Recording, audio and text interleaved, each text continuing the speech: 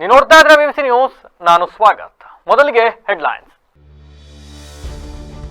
ನನ್ನ ವಿರುದ್ಧ ಯಾವುದೇ ಸಾಕ್ಷಿಗಳಿಲ್ಲ, ಇದೊಂದು ಷಡ್ಯಂತ್ರ, ಯಾವುದೇ ರೀತಿ ಪುರಾವೆಗಳು ಇಲ್ಲದಿದ್ರೂ ಅನವಶ್ಯಕವಾಗಿ ನನ್ನನ್ನು ಇಕ್ಕಟ್ಟಿಗೆ ಸಿಲುಕಿದ್ದಾರೆ.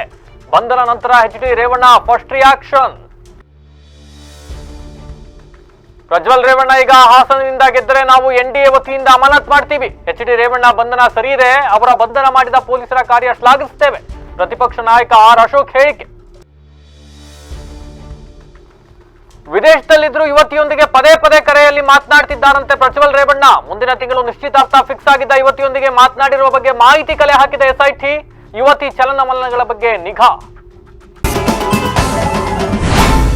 ಹಾಸನದ ಸಂಸದ ಪ್ರಜ್ವಲ್ ರೇವಣ್ಣ ಅವರದ್ದು ಎನ್ನಲಾದ ಅಶ್ಲೀಲ ವಿಡಿಯೋ ಪೆನ್ಡ್ರೈವ್ ಪ್ರಕರಣಕ್ಕೆ ಸಂಬಂಧಪಟ್ಟಂತೆ ಕಿಡ್ನಾಪ್ ಕೇಸ್ನಲ್ಲಿ ಬಂಧನವಾಗಿರುವ ಮಾಜಿ ಸಚಿವ ಎಚ್.ಡಿ. ರೇವಣ್ಣ ಮೊದಲ ಬಾರಿಗೆ ಪ್ರತಿಕ್ರಿಯೆಯನ್ನು ನೀಡಿದ್ದಾರೆ. ನನ್ನ ವಿರುದ್ಧವಾಗಿ ನಡೆಯುತ್ತಾ ಇರುವುದು ರಾಜಕೀಯ ಷಡ್ಯಂತ್ರ ಅಂತ ಹೇಳಿದ್ದಾರೆ. ಎಚ್.ಡಿ. ರೇವಣ್ಣ ಅವರನ್ನು ಎಸ್ಐಟಿ ಅಧಿಕಾರಿಗಳು ಮೆಡಿಕಲ್ ಟೆಸ್ಟ್ಗೆಂದು ಬೋರಿಂಗ್ ಆಸ್ಪತ್ರೆಗೆ ಕರೆದೊಯ್ಯುವ ವೇಳೆ ಮಾಧ್ಯಮದೊಂದಿಗೆ ಮಾತನಾಡಿದ ಅವರು, ನನ್ನ ಮೇಲೆ ಕಿಡ್ನಾಪ್ ಕೇಸ್ ಹಾಕಿದ್ದಾರೆ. 40 ವರ್ಷ ರಾಜಕೀಯ ಜೀವನದಲ್ಲಿ ಒಂದೇ ಒಂದು ಕಪ್ಪು ಚುಕ್ಕೆ ಇಲ್ಲ. ಯಾವುದೇ ರೀತಿಯ ಪುರಾವೆಗಳು ಇಲ್ಲದಿದ್ದರೂ ಅನಾವಶ್ಯಕವಾಗಿ ನನ್ನನ್ನು ಇಕ್ಕಟ್ಟಿಗೆ ಸಿಲುಕಿಸುತ್ತಿದ್ದಾರೆ. ನನ್ನ ವಿರುದ್ಧದ ಆರೋಪಗಳೆಲ್ಲವೂ ಸುಳ್ಳು. ಇದೊಂದು ದುರುದ್ದೇಶಪೂರ್ವಕ ಬಂಧನವಾಗಿದೆ. ಯಾವುದೇ ಸಾಕ್ಷಿಗಳು ಸಹ ಇವರ ಬಳಿ ಇಲ್ಲ ಎಂದು ಹೇಳಿದ್ದಾರೆ. ಏಪ್ರಿಲ್ 28ರಂದು ನಮ್ಮ ವಿರುದ್ಧ ಕೇಸ್ ದಾಖಲಿಸಿದರು. ಆಗ ನಮ್ಮ ಮೇಲೆ ಯಾವುದೇ ಸಾಕ್ಷಿಗಳು ಸಿಕ್ಕಿಲ್ಲವೆಂದು ಪುನಃ ಮೇ 2ರಂದು ನನ್ನ ಮೇಲೆ ಸಾಕ್ಷಿಗಳನ್ನು ಸೃಷ್ಟಿ ಮಾಡಿ ಸಿಕ್ಕಿ ಹಾಕಿಸಿದ್ದಾರೆ. ಇದರಲ್ಲಿ ಯಾವುದೇ ರೀತಿಯ ಪುರಾವೆಗಳು ಇಲ್ಲ, ಆದರೂ ನನ್ನನ್ನು ಸಿಕ್ಕಿ ಹಾಕಿಸಲಾಗಿದೆ ಎಂದು ಎಚ್.ಡಿ. ರೇವಣ್ಣ ಗುಡುಗಿದರು. ಪ್ರಜ್ವಲ್ ರೇವಣ್ಣ ಈಗ ಹಾಸನದಿಂದ ಗೆದ್ರೆ ನಾವು ಎನ್ಡಿಎ ವತಿಯಿಂದ ಅಮಾನತ್ತು ಮಾಡ್ತೀವಿ ಅಂತ ಪ್ರತಿಪಕ್ಷ ನಾಯಕ ಆರ್ ಅಶೋಕ್ ಹೇಳಿದ್ದಾರೆ. ಬಿಜೆಪಿ ಕಚೇರಿಯಲ್ಲಿಂದು ಸುದ್ದಿಗೋಷ್ಠಿ ನಡೆಸಿ ಮಾತನಾಡಿದ ಅವರು, ಪ್ರಜ್ವಲ್ ರೇವಣ್ಣ ಪೆನ್ ಡ್ರೈವ್ ಪ್ರಕರಣಕ್ಕೆ ಸಂಬಂಧಿಸಿದಂತೆ ಮಾತನಾಡಿದ್ದಾರೆ. ಸಿದ್ದರಾಮಯ್ಯ ಪ್ರಜ್ವಲ್ಗೆ ಯಂಗ್ ಲೀಡರ್ ಮತ್ತು ವಿಷನ್ ಲೀಡರ್ ಅಂತ ಹೇಳಿದ್ದರು. ಈಗ ಮಾತನಾಡಲಿ. ಅವರೇ ಗೆಲ್ಲಿಸಿದ ಸಂಸದ ಪ್ರಜ್ವಲ್. ಅವರು ಟಿಕೆಟ್ ಕೊಟ್ಟಿದ್ದು 5 ವರ್ಷದ ಅವಧಿಗೆ. ಸಿದ್ದರಾಮಯ್ಯ ಹೇಳಿದಂತೆ ಪ್ರಜ್ವಲ್ ವಿಷನ್ ತೋರಿಸಿದ್ದಾರೆ. ಪ್ರಜ್ವಲ್ ಈಗ ಗೆದ್ದರೆ ನಾವು ಎನ್ಡಿಎ ವತಿಯಿಂದ ಅಮಾನತು ಮಾಡ್ತೀವಿ ಎಂದು ಅಶೋಕ್ ಹೇಳಿದ್ದಾರೆ. ಇದೇ ವೇಳೆ ರೇವಣ್ಣ ಬಂಧನ ವಿಚಾರ ಪ್ರಸ್ತಾಪಿಸಿದ ಅಶೋಕ್, ಎಚ್.ಡಿ. ರೇವಣ್ಣ ಬಂಧನ ಸರಿಯಾಗಿದೆ. ಅವರ ಬಂಧನ ಮಾಡಿದ ಪೊಲೀಸರ ಕಾರ್ಯ ಶ್ಲಾಘಿಸುತ್ತೇನೆ. ಪೊಲೀಸರು ರೇವಣ್ಣ ವಿರುದ್ಧ ಕಠಿಣ ಕ್ರಮ ಕೈಗೊಳ್ಳಬೇಕು ಎಂದು ಒತ್ತಾಯಿಸಿದ್ದಾರೆ. ಇದೇ ವೇಳೆ ಮೈತ್ರಿ ಮೇಲೆ ಪರಿಣಾಮ ಬೀರಲಿದೆಯೇ ಎಂಬ ಪ್ರಶ್ನೆಗೆ ಉತ್ತರಿಸಿದ ಪ್ರತಿಪಕ್ಷ ನಾಯಕ, ಈಗಾಗಲೇ ಕುಮಾರಸ್ವಾಮಿ ಇದಕ್ಕೂ ಬಿಜೆಪಿಗೂ ಸಂಬಂಧ ಇಲ್ಲ ಅಂದಿದ್ದಾರೆ. ಹೀಗಾಗಿ ಪ್ರಜ್ವಲ್ ಕೇಸ್, ರೇವಣ್ಣ ಬಂಧನದಿಂದ ಬಿಜೆಪಿಗೆ ಮುಜುಗರ ಆಗುತ್ತೆ ಅನ್ನೋ ಪ್ರಶ್ನೆ ಬರಲ್ಲ. ಕುಮಾರಸ್ವಾಮಿ ಮತ್ತು ಅಮಿತ್ ಶಾ ಸಹ ಈ ಬಗ್ಗೆ ಮಾತನಾಡಿದ್ದಾರೆ. ಏನು ಮಾತಾಡಿದ್ದಾರೋ ಗೊತ್ತಿಲ್ಲ. ಮೈತ್ರಿ ಕೇಂದ್ರದ ಮಟ್ಟದಲ್ಲಿ ಆಗಿರೋದು. ಮೈತ್ರಿ ಮುಂದುವರಿಸುವ ಬಗ್ಗೆ ವರಿಷ್ಠರೇ ತೀರ್ಮಾನ ಮಾಡ್ತಾರೆ ಎಂದು ಹೇಳಿದ್ದಾರೆ.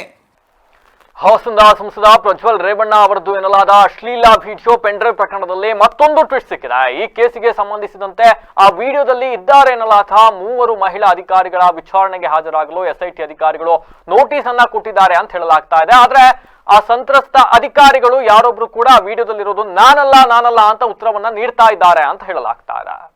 ಪ್ರಜ್ವಲ್ ರೇವಣ್ಣ ಅವರದ್ದು ಎನ್ನಲಾದ ಪೆನ್ಡ್ರೈವ್ ವಿಡಿಯೋ ಪ್ರಕರಣಕ್ಕೆ ಸಂಬಂಧಪಟ್ಟಂತೆ ಎಸ್ಐಟಿ ಅಧಿಕಾರಿಗಳು ತನಿಖೆಯನ್ನು ತೀವ್ರಗೊಳಿಸಿದ್ದಾರೆ.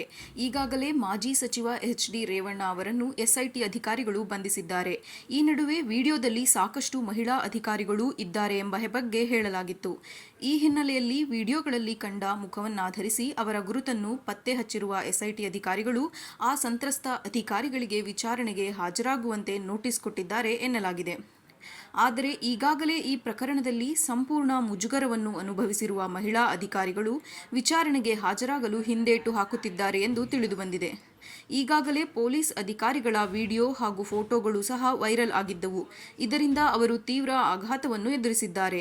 ಈಗ ವಿಚಾರಣೆಗೆ ಹಾಜರಾಗುವಂತೆ ಎಸ್ಐಟಿ ಅಧಿಕಾರಿಗಳು ನೋಟಿಸ್ ನೀಡಿದ್ದರಿಂದ ಮತ್ತಷ್ಟು ಕಂಗೆಟ್ಟಿರುವ ಮಹಿಳಾ ಅಧಿಕಾರಿಗಳು, ಆ ವಿಡಿಯೋ ಹಾಗೂ ಫೋಟೋಗಳು ನಮ್ಮದಲ್ಲ, ಅದನ್ನು ಮಾರ್ಫ್ ಮಾಡಲಾಗಿದೆ ಎಂದು ನೋಟಿಸ್ಗೆ ಉತ್ತರ ಕೊಟ್ಟಿದ್ದಾರೆ ಎನ್ನಲಾಗಿದೆ.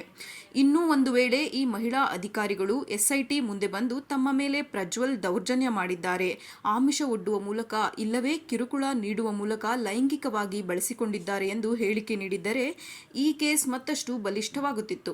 ಆದರೆ ಈಗ ಈ ಮಹಿಳಾ ಅಧಿಕಾರಿಗಳು ಆ ವಿಡಿಯೋ ಹಾಗೂ ಫೋಟೋದಲ್ಲಿರುವುದು ನಾವೇ ಅಲ್ಲ ಎಂದು ಹೇಳಿಬಿಟ್ಟಿದ್ದಾರೆ. ಹಾಗಾಗಿ ಅವರು ವಿಚಾರಣೆಗೆ ಹಾಜರಾಗುವ ಸಾಧ್ಯತೆ ಕಡಿಮೆ ಇದೆ. ಒಂದು ವೇಳೆ ಎಸ್ಐಟಿ ಅಧಿಕಾರಿಗಳು ಅವರ ಮನವೊಲಿಕೆ ಮಾಡಿದಲ್ಲಿ ಗೌಪ್ಯ ಸ್ಥಳದಲ್ಲಿ ಹೇಳಿಕೆ ಪಡೆಯಲಿದ್ದಾರೆ ಎನ್ನಲಾಗಿದೆ. ಇಂಜಿನಿಯರಿಂಗ್ ವಿದ್ಯಾರ್ಥಿಗಳು ಭಾರತೀಯ ಸೇನೆಯನ್ನ ಸೇರಿ ದೇಶಕ್ಕೆ ಸೇವೆ ಮಾಡುವಂತರಾಗಿ ಇಲ್ಲವೇ IAS ಅಧಿಕಾರಿಗಳಾಗಿ ಸೇವೆಯನ್ನ ಸಲ್ಲಿಸಿ ಅಂತ ಮಲೆನಾಡು ತಾಂತ್ರಿಕ ಶಿಕ್ಷಣ ಸಂಸ್ಥೆಯ ಕಾರ್ಯಾಧ್ಯಕ್ಷಿಯಾಗಿರ್ತಕ್ಕಂಥ RT ದೇವೇಗೌಡರು ಕರೆಯನ್ನ ನೀಡಿದ್ದಾರೆ.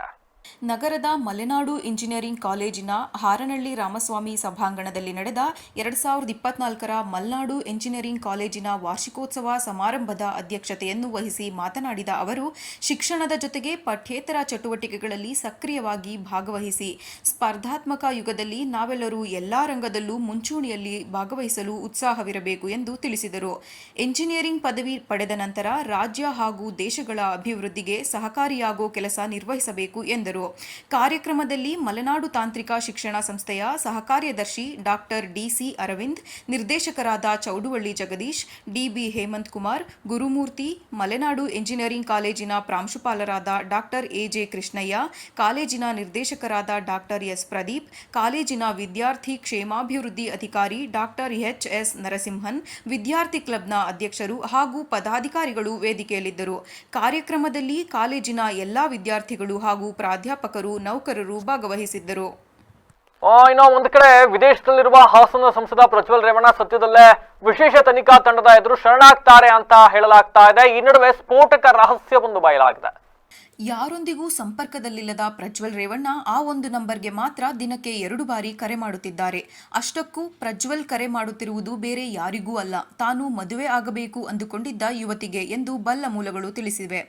ಇದೇ ತಿಂಗಳಲ್ಲಿ ಪ್ರಜ್ವಲ್ ಆ ಯುವತಿಯೊಂದಿಗೆ ನಿಶ್ಚಿತಾರ್ಥ ಮಾಡ್ಕೋಬೇಕು ಅಂದುಕೊಂಡಿದ್ರಂತೆ.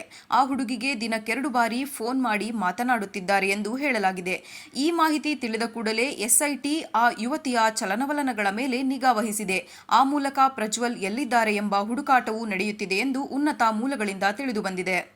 ಲೈಂಗಿಕ ಕಿರುಕುಳ ಆರೋಪ ಹೊತ್ತಿರುವ ಹಾಸನದ ಸಂಸದ ಪ್ರಜ್ವಲ್ ರೇವಣ್ಣ ಅವರ ಸರ್ಕಾರಿ ನಿವಾಸಕ್ಕೆ SIT ತಂಡ ಬೀಗವನ್ನು ಜಡಿದಿದೆ. ಸಂತ್ರಸ್ತೆಯ ಸಮ್ಮುಖದಲ್ಲಿ ಶನಿವಾರ ತಡರಾತ್ರಿವರೆಗೂ SIT ಸ್ಥಳ ಮಹಾಜರನ್ನ ನಡೆಸಿದೆ. ಮಹಾಜರು ಪ್ರಕ್ರಿಯೆ ಬಳಿಕ ನಿವಾಸದ ಕೀಯನ್ನ ವಶಕ್ಕೆ ಪಡೆದುಕೊಂಡಿದ್ದಾರೆ. ಸಂಸದ ನಿವಾಸವನ್ನ ಸಂಪೂರ್ಣವಾಗಿ ಸೀಸ್ ಮಾಡಲಾಗಿದ್ದು, ಶನಿವಾರ ರಾತ್ರಿ ಸುಮಾರು 5 ಗಂಟೆಗೂ ಹೆಚ್ಚು ಕಾಲ ಮಹಾಜರು ಪ್ರಕ್ರಿಯೆಯನ್ನು ನಡೆಸಿದ್ದಾರೆ. ಲೈಂಗಿಕ ಕಿರುಕುಳ ಆರೋಪ ಹೊತ್ತಿರುವ ಹಾಸನ ಸಂಸದ ಪ್ರಜ್ವಲ್ ರೇವಣ್ಣ ಅವರ ಸರ್ಕಾರಿ ನಿವಾಸಕ್ಕೆ SIT ತಂಡ ಬೀಗ ಜಡಿದಿದೆ. ಸಂತ್ರಸ್ತೆಯ ಸಮ್ಮುಖದಲ್ಲಿ ಶನಿವಾರ ರಾತ್ರಿ SIT ಸ್ಥಳ ಮಹಜರು ನಡೆಸಿದೆ. ಮಹಜರು ಪ್ರಕ್ರಿಯೆ ಬಳಿಕ ನಿವಾಸದ ಕೀ ವಶಕ್ಕೆ ಪಡೆದಿದೆ. ಸಂಸದರ ನಿವಾಸವನ್ನು ಸಂಪೂರ್ಣವಾಗಿ ಸೀಸ್ ಮಾಡಲಾಗಿದ್ದು, ಶನಿವಾರ ರಾತ್ರಿ 5 ಗಂಟೆಗಳ ಕಾಲ ಮಹಜರು ಪರಿಶೀಲನೆ ನಡೆಸಲಾಗಿದೆ. ಸಂಸದರ ನಿವಾಸದ ಮೊದಲ ಮಹಡಿಯ ಕೊಠಡಿಯಲ್ಲಿ ಅತ್ಯಾಚಾರ ಆಗಿದೆ ಎನ್ನುವ ಆರೋಪ ಕೇಳಿಬಂದಿದೆ. ಸಂಸದರ ಸರ್ಕಾರಿ ನಿವಾಸದಲ್ಲೇ ಅಶ್ಲೀಲ ವಿಡಿಯೋ ರೆಕಾರ್ಡ್ ಶಂಕೆ ವ್ಯಕ್ತವಾಗಿದೆ. ಅಶ್ಲೀಲ ವಿಡಿಯೋ ರೆಕಾರ್ಡ್ ಸಂಬಂಧವೂ SIT ತನಿಖೆ ನಡೆಸಲಿದೆ. ಸಂಸದರ ನಿವಾಸದಿಂದ ಬೆಂಗಳೂರಿಗೆ ಹೋಗಿ ವಿದೇಶಕ್ಕೆ ಪ್ರಜ್ವಲ್ ತೆರಳಿದ್ದಾರೆ ಎನ್ನಲಾಗಿದೆ. ಹಾಸನ ನಗರದ RC ರಸ್ತೆಯಲ್ಲಿರುವ ಸಂಸದರ ಸರ್ಕಾರಿ ನಿವಾಸವನ್ನು ಮುಚ್ಚಲಾಗಿದೆ. ರೇವಣ್ಣ ಬಂಧನ ಬೆನ್ನಲ್ಲೇ SIT ಮುಂದೆ ಹಾಜರಾಗಲು ಪ್ರಜ್ವಲ್ ನಿರ್ಧಾರ ಮಾಡಿದ್ದಾರೆ ಎನ್ನಲಾಗಿದೆ. ಹಿರಿಯ ಪತ್ರಕರ್ತ ಹೇಮಕುಮಾರ್ ನಿಧನಕ್ಕೆ ಚನ್ನರಾಯಪಟ್ಟಣದ ತಾಲೂಕು ಕಾರ್ಯನಿರತ ಪತ್ರಕರ್ತರ ಸಂಘದ ವತಿಯಿಂದ ಸಂತಾಪವನ್ನು ಸೂಚಿಸಲಾಗಿದೆ. ಪಟ್ಟಣದ ತಾಲೂಕು ಕಾರ್ಯನಿರತ ಪತ್ರಕರ್ತರ ಸಂಘದ ಕಚೇರಿಯಲ್ಲಿ ಪತ್ರಕರ್ತರ ಸಂಘದ ಅಧ್ಯಕ್ಷ ಸಿದ್ದರಾಜು ಮಾತನಾಡಿ, ಈ ಹಿಂದೆ ಜ್ಞಾನದೀಪ ಹಾಗೂ ನಾಡಸಹ್ಯಾದ್ರಿ ಕನ್ನಡ ದಿನಪತ್ರಿಕೆಯ ವರದಿಗಾರರಾಗಿ ಮತ್ತು ವಿತರಕರಾಗಿ ಕೆಲಸ ನಿರ್ವಹಿಸುತ್ತಿದ್ದ 56 ವರ್ಷದ ಹೇಮಕುಮಾರ್ ಅವರು ಕಳೆದ ಭಾನುವಾರ ಹಾಸನದಲ್ಲಿ ನಡೆದ ಜಿಲ್ಲಾ ಪತ್ರಕರ್ತರ ಮಿಲನ ಕಾರ್ಯಕ್ರಮದಲ್ಲಿ ಭಾಗವಹಿಸಿ ನಂತರ ಮಧ್ಯಾಹ್ನದ ಭೋಜನ ಮುಗಿಸಿದ ಕೆಲವೇ ಕ್ಷಣಗಳಲ್ಲಿ ಮೆದುಳಿನಲ್ಲಿ ರಕ್ತಸ್ರಾವ ಉಂಟಾಗಿ ಸ್ಥಳದಲ್ಲೇ ಕುಸಿದು ಬಿದ್ದರು. ನಂತರ ಹಾಸನದ ಸರ್ಕಾರಿ ಆಸ್ಪತ್ರೆಗೆ ಕರೆದೊಯ್ಯಲಾಯಿತು. ಅಲ್ಲಿಯೂ ಕೂಡ ಚಿಕಿತ್ಸೆ ಫಲಿಸದೆ ಖಾಸಗಿ ಆಸ್ಪತ್ರೆಯಲ್ಲಿ ತಲೆಯ ಶಸ್ತ್ರಚಿಕಿತ್ಸೆ ಸಹ ನಡೆಸಲಾಯಿತು.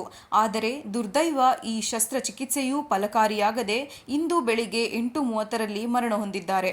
ಇವರು ಈ ಹಿಂದೆ ಚನ್ನರಾಯಪಟ್ಟಣದ ತಾಲೂಕು ಕಾರ್ಯನಿರತ ಪತ್ರಕರ್ತರ ಸಂಘದ ಸಹ ಕಾರ್ಯದರ್ಶಿಯಾಗಿ ಮತ್ತು ಉಪಾಧ್ಯಕ್ಷರಾಗಿಯೂ ಕೂಡ ಕಾರ್ಯನಿರ್ವಹಿಸಿದ್ದಾರೆ.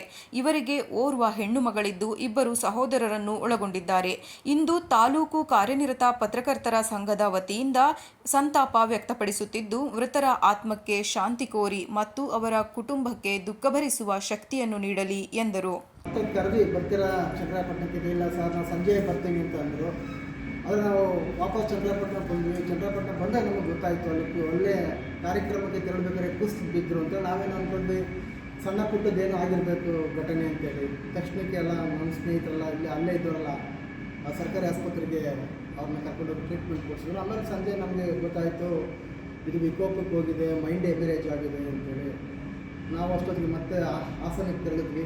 ಅಷ್ಟೊತ್ತಿಗಾಗಲೇ ಹಾಸನಾಂಬ ಹಾಸ್ಪಿಟ್ಲಿಗೆ ಕರ್ಕೊಂಡು ಇಮಿಡಿಯೇಟಾಗಿ ಆಪ್ರೇಷನ್ ಆಯಿತು. ಕೋಮಕ್ಕೆ ಹೋಗಿದ್ರು. ಅಂದಿನಿಂದಲೇ ಸಾವು ಬದುಕಿನ ನಡುವೆ ಹೋರಾಟ ಮಾಡ್ತಾಯಿದ್ರು. ಡಾಕ್ಟ್ರು ನಮಗೆ ಭರವಸೆ ಕೊಟ್ಟರು. ಆ ಭರವಸೆ ಪತ್ರಿಕೆಗಳನ್ನು ಬಸ್ನಲ್ಲಿ ಇಳಿಸ್ಕೊಳ್ಳೋವಂಥ ಕೆಲಸವನ್ನು ಕೂಡ ಅವ್ರು ಮಾಡ್ತಾಯಿದ್ರು.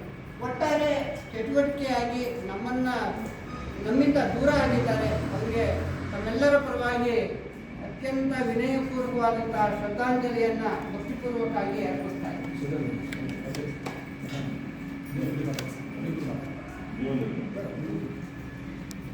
ಇದೇ ಸಂದರ್ಭದಲ್ಲಿ ತಾಲೂಕು ಪತ್ರಕರ್ತರ ಸಂಘದ ಕಾರ್ಯದರ್ಶಿ ನಟೇಶ್ ಹಾಗೂ ಹಿರಿಯ ಸದಸ್ಯ ಜಯರಾಮ್ ಮತ್ತು ಪತ್ರಕರ್ತರಾದ ಲೋಹಿತ್, ನಂದನ್, ಪುಟ್ಟಣ್ಣ, ಶೆಟ್ಟಿಹಳ್ಳಿ ದಯಾನಂದ್, ಮಂಜುನಾಥ್, ಶ್ಯಾಮ್ ಸುಂದರ್, ಗೋವಿಂದರಾಜ್ ಹಾಗೂ ಕನ್ನಡ ಸಾಹಿತ್ಯ ಪರಿಷತ್ತಿನ ತಾಲೂಕು ಅಧ್ಯಕ್ಷ ಹಡೇನಳ್ಳಿ ಲೋಕೇಶ್ ಮತ್ತು ವಿವಿಧ ಪರ ಸಂಘಟನೆಗಳ ಮುಖಂಡರುಗಳು ಹಾಜರಿದ್ದರು.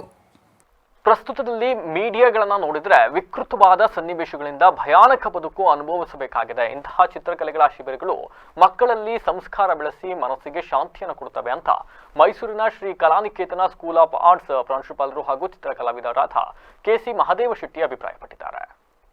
ಹಾಸನದ ವಿದ್ಯಾನಗರ ಕಲಾಶ್ರೀ ಆರ್ಟ್ ಗ್ಯಾಲರಿ ಸಭಾಂಗಣದಲ್ಲಿ ಚಿತ್ಕಲಾ ಫೌಂಡೇಶನ್ ಹಾಗೂ ಬಣ್ಣದ ಮನೆ ಸಾಂಸ್ಕೃತಿಕ ವೇದಿಕೆ ಗದಗ ಇವರ ಸಹಯೋಗದಲ್ಲಿ ಭಾನುವಾರದಂದು ಬೆಳಗ್ಗೆ ಹಮ್ಮಿಕೊಳ್ಳಲಾಗಿದ್ದ ಮೈಸೂರು ಸಾಂಪ್ರದಾಯಿಕ ಶೈಲಿಯ ಚಿತ್ರಕಲಾ ಶಿಬಿರೋತ್ಸವದ ಸಮಾರೋಪ ಹಾಗೂ ಚಿತ್ರ ಪ್ರದರ್ಶನದ ಉದ್ಘಾಟನಾ ಸಮಾರಂಭವನ್ನು ಜ್ಯೋತಿ ಬೆಳಗುವುದರ ಮೂಲಕ ಉದ್ಘಾಟಿಸಿ ಮಾತನಾಡಿದ ಅವರು, ಪ್ರಸ್ತುತ ಮೀಡಿಯಾದಲ್ಲಿ ನೋಡುತ್ತಿರುವ ದೃಶ್ಯಗಳು ತುಂಬಾ ಭಯಾನಕವಾದಂತಹ ಬದುಕನ್ನು ಮಕ್ಕಳು ಅನುಭವಿಸುತ್ತಿದ್ದಾರೆ. ಯಾವುದೇ ಚಾನೆಲ್ಗಳಲ್ಲಿ ನೋಡಿದ ವೇಳೆ ವಿಕೃತವಾದಂತಹ ಸನ್ನಿವೇಶಗಳು ನಮ್ಮ ಮುಂದೆ ಎದುರಾಗುತ್ತಿದೆ. ಇಂತಹ ಚಿತ್ರಕಲೆಗಳು ಒಂದು ಆಧ್ಯಾತ್ಮವನ್ನು, ಮನಸ್ಸಿಗೆ ಶಾಂತಿಯನ್ನು ಮತ್ತು ಒಳ್ಳೆ ಸಂಸ್ಕಾರವನ್ನು ನೀಡುವಂತಹ ಕಲಾಕಾರವಾಗಿದೆ ಎಂದು ಕಿವಿಮಾತು ಹೇಳಿದರು. ಇಂತಹ ಕಲಾಕೃತಿಗಳನ್ನು ಇವತ್ತಿನ ಮಕ್ಕಳು ಮತ್ತು ಯುವಜನರಲ್ಲಿ ಅತ್ಯಂತ ಅವಶ್ಯಕವಾಗಿದೆ ಎಂದು ಸಲಹೆ ನೀಡಿದರು. ಈ ಕಲೆಗಳಲ್ಲಿ ವಿಭಿನ್ನವಾದಂಥ ಕಲಾ ಪ್ರಕಾರಗಳನ್ನು ನಾವು ಭಾರತದ ಎಲ್ಲ ಮೂಲೆನಲ್ಲೂ ನಾವು ನೋಡ್ತೀವಿ. ಅದೇ ಒಂದು ಸಾಂಪ್ರದಾಯಿಕ ಶೈಲಿಯ ಕಲಾಕೃತಿಯನ್ನು ಗಮನಿಸಿದಾಗ ಮೈಸೂರು ಶೈಲಿಯ ಸಾಂಪ್ರದಾಯಿಕ ಶೈಲಿಯ ಚಿತ್ರಕಲೆ ತುಂಬ ಅತ್ಯಂತ ಎತ್ತರದ ಮತ್ತು ಅತ್ಯಂತ ಪ್ರಭಾವಿ ಚಿತ್ರಕಲಾ ಪ್ರಕಾರ ಅಂತಲೇ ಹೇಳ್ಬೋದು. ವಿಜಯನಗರ ಅರಸರ ಕಾಲದಲ್ಲಿ ಪತನಾನಂತರ ಅಲ್ಲಿದ್ದಂಥ ಕಲಾವಿದರು ಈ ಕಡೆ ಲೇಪಾಕ್ಷಿ, ಸುರಪುರ ಮತ್ತು ಕಿನ್ನಾಳ, ತಂಜಾವೂರು ಹಾಗೆ ಮೈಸೂರು ಭಾಗಕ್ಕೆ ಚದುರಿ ಹೋಗ್ತಾರೆ. ಅಲ್ಲಿ ನೆಲೆ ನಿಂತಂಥ ಕಲಾವಿದರು ಒಂದು ಹೊಸ ಶೈಲಿನ ಹುಟ್ಟಾಕ್ತಾರೆ. ಹಾಗೆ ಹುಟ್ಟದಂಥ ಒಂದು ಕಲಾ ಪ್ರಕಾರವೇ ಮೈಸೂರು ಶೈಲಿಯ ಕಲಾ ಶೈಲಿ. ಇದು ಒಂದು ಸಾಂಪ್ರದಾಯಿಕ ಶೈಲಿಯಾಗಿರೋದ್ರಿಂದ ಇಲ್ಲಿ ಬರ್ತಕ್ಕಂಥ ಚಿತ್ರಗಳನ್ನು ನಾವು ದೇವಾನುದೇವತೆಗಳ ಅಂಶಗಳನ್ನು ಗಮನದಲ್ಲಿಟ್ಟುಕೊಂಡು ರಚನೆ ಮಾಡ್ತಕ್ಕಂಥ ಒಂದು ಕಲಾ ಪ್ರಕಾರ ಆಗಿದೆ. ಇದು ಕೇವಲ ಹಿಂದೆ ಶ್ರೀಮಂತರ ಸ್ವತ್ತಾಗಿತ್ತು. ಈಗ ಚಿತ್ಕಲಾ ಫೌಂಡೇಶನ್ ಸ್ಥಾಪಕ ಅಧ್ಯಕ್ಷ ಹಾಗೂ ಚಿತ್ರಕಲಾವಿದ BS ದೇಸಾಯಿ ಮಾತನಾಡಿ, ಒಂದು ಶಿಬಿರ ಹಾಗೂ ಶಿಬಿರೋತ್ಸವವನ್ನು ಹಾಸನ ನಗರದಲ್ಲಿ ಮಾಡಲಾಗಿದ್ದು, ಪ್ರಥಮ ಬಾರಿಗೆ ಸಾಂಪ್ರದಾಯಿಕ ಶೈಲಿಯ ಚಿತ್ರಕಲೆಯನ್ನು ಮಹಿಳೆಯರು, ಮಕ್ಕಳು, ಯುವಕರು ಎಲ್ಲರೂ ಸೇರಿ ಮಾಡಲಾಗಿದ್ದು, ಬೇರೆ ಬೇರೆ ಜಿಲ್ಲೆಯವರು ಭಾಗವಹಿಸಿರುವುದು ಸಂತೋಷವಾಗಿದೆ ಎಂದರು. ಇಂತಹ ಕಲಾಕೃತಿಯನ್ನು ಮಾಡುವ ಮೂಲಕ ಸಂಸ್ಕಾರವನ್ನು ಹುಟ್ಟುಹಾಕುವ ಮೂಲಕ ಸಮಾಜದಲ್ಲಿನ ವಿಕೃತಿಯನ್ನು ತೊಳೆದುಹಾಕುವುದಕ್ಕೆ ಸೂಕ್ತವಾಗಲಿದೆ. ಇಂದಿನ ಮಕ್ಕಳಲ್ಲಿ ಸಾಕಷ್ಟು ಒತ್ತಡ ಇರುವುದರಿಂದ ಅವರು ಕಲಾ ಪ್ರಜ್ಞೆಯನ್ನು ಹೊಂದಬೇಕು. ಕಲೆ ಎಂದರೆ ಚಿತ್ರಕಲೆ, ನೃತ್ಯ, ಸಂಗೀತ, ಸಾಹಿತ್ಯ ಆಗಿರಬಹುದು. ಯಾವುದೇ ಪ್ರಕಾರಗಳಲ್ಲಿ ಮನಸ್ಸನ್ನು ಅರಳಿಸುವಂತಹ ಪ್ರಕ್ರಿಯೆಗಳು ನಡೆಯುತ್ತದೆ. ಸಂಸ್ಕಾರಯುತ ಬದುಕನ್ನು ನಡೆಸುವುದಕ್ಕೆ ಇಂತಹ ಲಲಿತ ಕಲೆಗಳು ಹೆಚ್ಚಿನ ಸಹಕಾರಿಯಾಗಲಿದೆ. ಹಾಸನದಲ್ಲಿ ಕಲೆಗಳಿಗೆ ಹೆಚ್ಚಿನ ಸಹಕಾರ ಸಿಗುತ್ತಿರುವುದು ಸಂತಸದ ವಿಷಯ ಎಂದು ಹೇಳಿದರು. ಮೈಸೂರು ಸಾಂಪ್ರದಾಯಿಕ ಶೈಲಿಯ ಒಂದು ಶಿಬಿರೋತ್ಸವವನ್ನು ಹಾಸನದಲ್ಲಿ ನಾವು ಮಾಡಿದ್ದು, ಹಾಸನದಲ್ಲಿ ಪ್ರಥಮ ಬಾರಿಗೆ ಈ ಒಂದು ಸಾಂಪ್ರದಾಯಿಕ ಶೈಲಿಯ ಚಿತ್ರಕಲೆಯನ್ನು ಮಹಿಳೆಯರು, ಮಕ್ಕಳು ಮತ್ತು ಯುವಕರು ಎಲ್ಲರೂ ಸೇರಿ ಮಾಡಿದಂಥದ್ದು. ಬೇರೆ ಬೇರೆ ಜಿಲ್ಲೆಯವರು ಇದರೊಳಗೆ ಭಾಗವಹಿಸಿದ್ದು ತುಂಬ ಸಂತೋಷ. ಮತ್ತು ಇಂಥ ಒಂದು ಕಲಾಕೃತಿಗಳನ್ನು ಮಾಡುವ ಮುಖಾಂತರ, ಸಂಸ್ಕಾರವನ್ನು ಹುಟ್ಟು ಹಾಕೋದ್ರ ಮುಖಾಂತರ ನಾವು ಸಮಾಜದಲ್ಲಿಯ ವಿಕೃತಿಯನ್ನು ತೊಡೆದು ಹಾಕಲಿಕ್ಕೆ ಭಾಳ ಸೂಕ್ತವಾಗುತ್ತೆ ಅನ್ನುವಂಥ ಮಾತನ್ನು ಭಾಳ ಸ್ಪಷ್ಟವಾಗಿ ಹೇಳ್ತೀನಿ. ಯಾಕೆಂದರೆ ಇವತ್ತಿನ ಮಕ್ಕಳಲ್ಲಿ ಸಾಕಷ್ಟು ಒತ್ತಡ, ಯುವಕರಲ್ಲಿ ಒತ್ತಡ ಇರೋದ್ರಿಂದ ಅವರು ಕಲಾ ಪ್ರಜ್ಞೆಯನ್ನು ಹೊಂದಬೇಕು. ಅದು ಚಿತ್ರಕಲೆ ಆಗಿರ್ಬೋದು. ಕಾರ್ಯಕ್ರಮದಲ್ಲಿ ಗದಗದ ಬಣ್ಣದ ಮನೆ ಸಾಂಸ್ಕೃತಿಕ ವೇದಿಕೆ ಸಂಸ್ಥಾಪಕರಾದ ವಿಜಯ ಕಿರೇಸೂರ, ನಿರ್ಮಲಾ ಚಿತ್ರಕಲಾ ಶಾಲೆ ಪ್ರಾಂಶುಪಾಲ ಪ್ರಾಂಶುಪಾಲ ಆರ್ಸಿ ಕಾರದಕಟ್ಟಿ, ಕುಶಾಲನಗರದ ಚಿತ್ರಕಲಾವಿದ ಊರ ನಾಗೇಶ್, ಬೆಂಗಳೂರಿನ ಆರ್ ಚೇತನ್, ಮೈಸೂರಿನ ಡಿ ತೇಜಸ್ವಿನಿ, ಚಾಮರಾಜನಗರದ ಎಸ್ ಬಸವರಾಜು, ಚಿತ್ರದುರ್ಗದ ಗಡಾರಿ ಶಿವಬಾಬು, ಮಂಡ್ಯದ ನಂದನ್, ಸುಪ್ರೀತ್, ಕೃಷ್ಣಾಚಾರಿ, ಚಂದ್ರಕಾಂತ್, ಬಸವರಾಜು ಸೇರಿದಂತೆ ಇತರರು ಪಾಲ್ಗೊಂಡಿದ್ದರು. ಚಾಮರಾಜನಗರ ಜಿಲ್ಲೆಯ ಕೊಳ್ಳೇಗಾಲ ತಾಲೂಕಿನ ಸತ್ತಗಾಲ ವ್ಯಾಪ್ತಿಯ ವಿವಿಧೆಡೆ ಮಳೆಯಿಂದ ಹಾನಿಗೊಳಗಾದ ಪ್ರದೇಶಗಳಿಗೆ ಶಾಸಕ ಎಂಆರ್ ಮಂಜುನಾಥ್ ಭೇಟಿಯನ್ನು ನೀಡಿ ಪರಿಶೀಲನೆಯನ್ನು ನಡೆಸಿದ್ದಾರೆ. ತಾಲೂಕಿನಾದ್ಯಂತ ಶುಕ್ರವಾರ ಗುಡುಗು ಸಹಿತ ಭಾರೀ ಬಿರುಗಾಳಿ ಸಾಧಾರಣ ಮಳೆಗೆ ರೈತರ ಜಮೀನುಗಳಲ್ಲಿ ಬೆಳೆಯಲಾಗಿದ್ದ ಬಾಳೆ ಬೆಳೆ ಮತ್ತು ಮನೆಗಳ ಮೇಲ್ಛಾವಣಿ ಬಿರುಗಾಳಿಗೆ ನೆಲಕಚ್ಚಿದೆ. ರೈತರಿಗೆ ಭಾರೀ ಬಿರುಗಾಳಿಯಿಂದ ಹಾನಿಯಾಗಿರುವ ಬೆಳೆಗಳಿಗೆ ಕಂದಾಯ ಇಲಾಖೆ ಹಾಗೂ ತೋಟಗಾರಿಕೆ ಇಲಾಖೆ ಅಧಿಕಾರಿಗಳು ಜಂಟಿ ಸರ್ವೆ ನಡೆಸಿ ಜಿಲ್ಲಾಡಳಿತದ ಮೂಲಕ ಸರ್ಕಾರಕ್ಕೆ ವರದಿ ನೀಡಲು ಸೂಚನೆ ನೀಡಲಾಗುವುದು. ಈಗಾಗಲೇ ಅಧಿಕಾರಿಗಳ ಜೊತೆ ಮಾತನಾಡಿದ್ದೇನೆ. ಹೀಗಾಗಿ ರೈತರು ತಮ್ಮ ಜಮೀನುಗಳಲ್ಲಿ ಬೆಳೆಗಳು ಹಾಳಾಗಿರುವ ಬಗ್ಗೆ ಸೂಕ್ತ ದಾಖಲಾತಿಗಳನ್ನು ಅಧಿಕಾರಿಗಳಿಗೆ ನೀಡುವ ಮೂಲಕ ಪ್ರಕೃತಿ ವಿಕೋಪದಡಿ ಸಿಗುವ ಸೂಕ್ತ ಪರಿಹಾರ ಪಡೆಯಲು ಅನುಕೂಲ ಕಲ್ಪಿಸಲಾಗುವುದು ಎಂದರು. ಇದೇ ಸಂದರ್ಭದಲ್ಲಿ ಜೆಡಿಎಸ್ ಮುಖಂಡರುಗಳು ಹಾಗೂ ಕಾರ್ಯಕರ್ತರು, ಗ್ರಾಮಸ್ಥರು ಉಪಸ್ಥಿತರಿದ್ದರು. ಕೊಪ್ಪಳ ಲೋಕಸಭಾ ಚುನಾವಣೆಯಲ್ಲಿ ಜನಸಾಮಾನ್ಯರ ಪ್ರಗತಿಗಾಗಿ ಪಕ್ಷೇತರ ಅಭ್ಯರ್ಥಿಯಾಗಿ ಕಣದಲ್ಲಿದ್ದು ಜನರ ಆಶೀರ್ವಾದದಿಂದ ಗೆಲ್ಲುವ ವಿಶ್ವಾಸ ಇದೆ ಅಂತ ಪಕ್ಷೇತರ ಅಭ್ಯರ್ಥಿ ಕರೀಂ ಪಾಷಾ ಗಚ್ಚಿಮನಿ ಹೇಳಿದರು.